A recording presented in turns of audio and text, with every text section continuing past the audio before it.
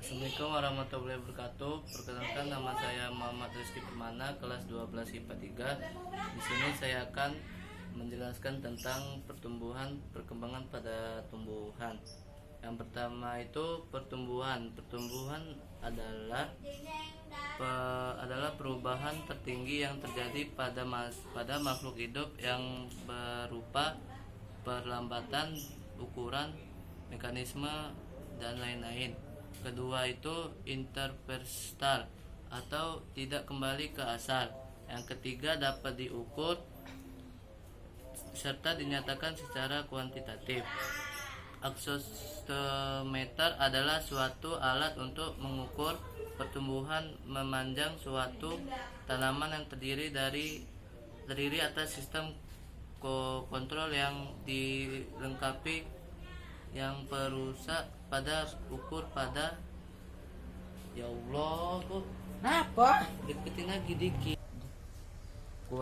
Aksesometer adalah suatu alat untuk mengukur pertumbuhan memanjang suatu tanaman yang terdiri atas sistem kontrol yang dilengkapi jarum penunjuk pada busur atas atau jarum yang dapat mengganggu pada silinder pendek. Perkembangan adalah proses menuju tercapainya kedewasaan atau tingkat yang lebih mengguna atau kompleks. 2. Sel-sel yang berdiferensiasi. 3. Peristiwa diferensiasi menghasilkan perbedaan yang terjadi pada organ masing-masing sehingga perubahan yang terjadi pada organisme tersebut semakin kompleks. 4. Proses ini berlangsung secara kualitatif. 5. Interferensitas.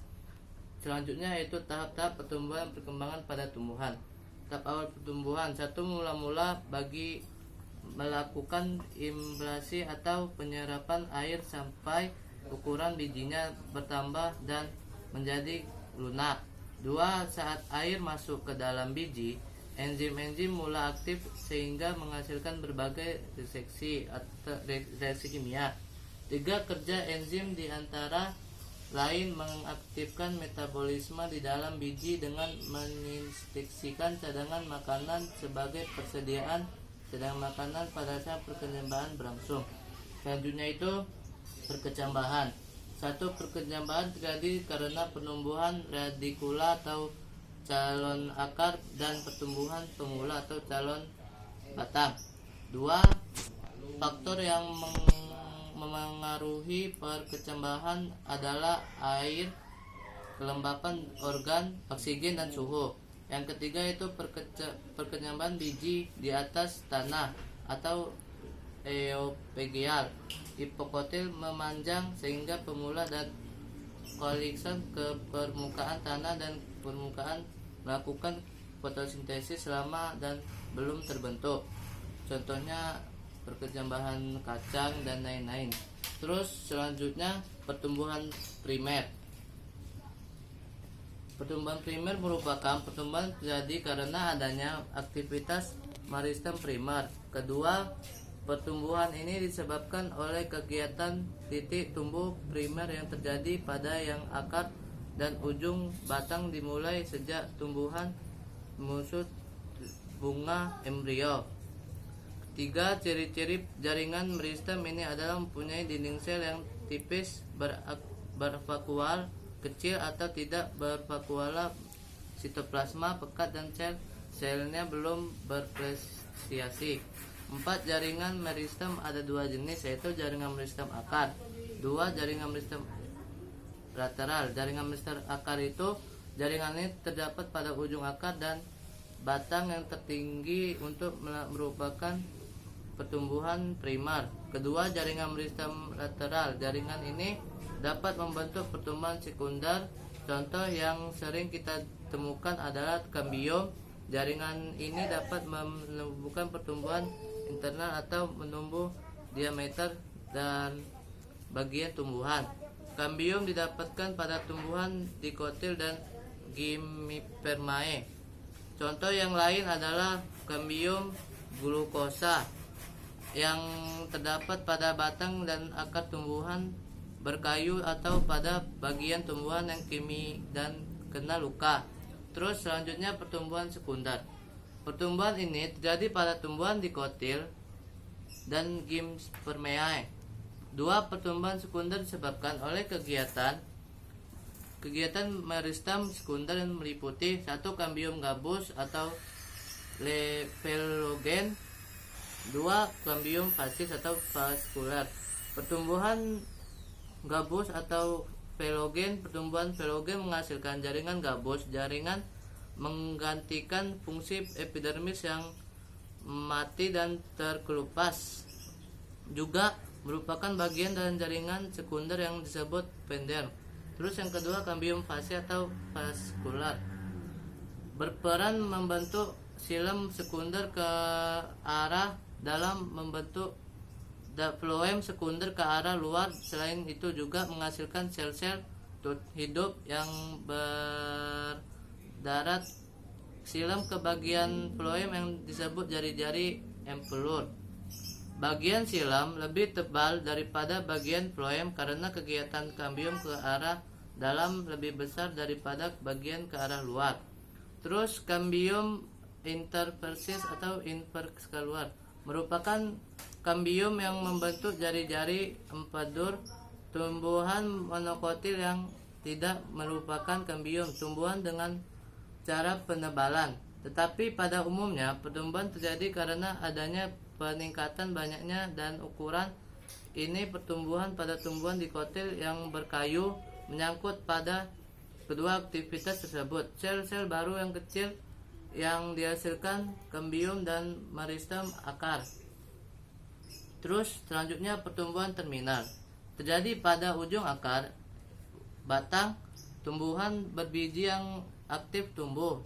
Terdapat 3 daerah atau zona pertumbuhan dan perkembangan. Satu, daerah pembelahan atau daerah meristematik, merupakan daerah yang paling ujung dan merupakan tempat terbentuknya sel-sel baru. Sel-sel di bawah ini mempunyai sel-sel yang relatif besar, berdinding tipis dan aktif membelah diri. Terus kedua, daerah penjagaan, daerah pemanjangan, merupakan daerah hasil pembelahan sel-sel meristem. Sel-sel hasil pembelahan tersebut akan bertambah besar ukurannya sehingga menjadi bagian dari daerah perpanjangan. Ukuran selnya bertambah beberapa 40 kali dibandingkan dengan sel-sel meristematik. Ketiga yaitu faktor diferensiasi, merupakan daerah yang terletak di bawah daerah pemanjangan sel-sel. Daerah ini umumnya mempunyai dinding yang menebal dan beberapa di antaranya mengalami diferensiasi menjadi epidermis, korteks, dan empelur. Sel yang lain berdiferensiasi menjadi jaringan parenkim, jaringan penunjang, dan jaringan pengangkut atau silem dan floem. Terus selanjutnya faktor yang memenuhi pertumbuhan dan perkembangan tumbuhan. Yang pertama itu faktor genetik. Setiap jenis pertumbuhan mempunyai genetik atau untuk sifat-sifat tertentu seperti berbatang tinggi atau berbatang rendah.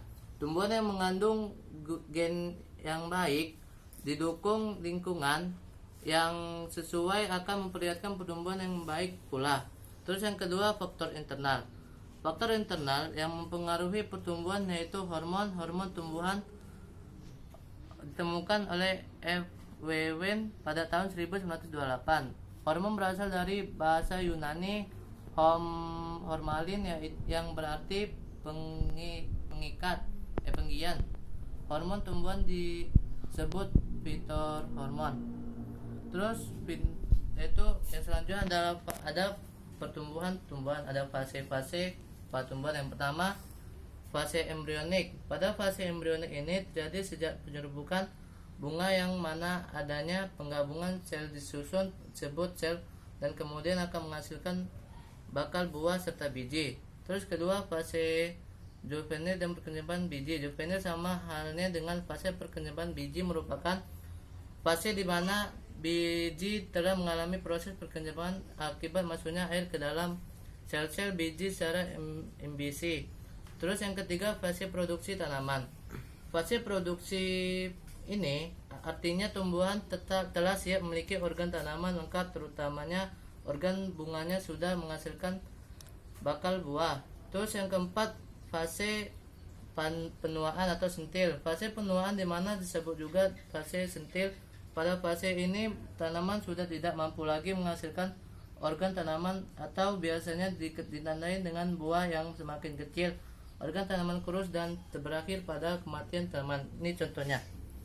Dari pertama, fase kecil itu dimana fase ini tanaman ini mulai dari kayak kanak-kanakan, kayak manusia juga dari kanak, dan menjadi fase yang kedua ini dimana anak-anak ini berubah menjadi anak yang berusia kayak manusia, berusia sekitar 3 atau 5 tahun.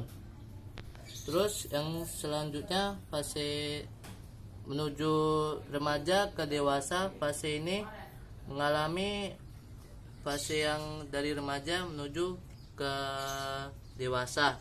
Terus yang ketiga fase des atau sekuntil, dimana fase ini tanaman ini menjadi penuaan atau disebut dengan akar daun ini mulai kematian.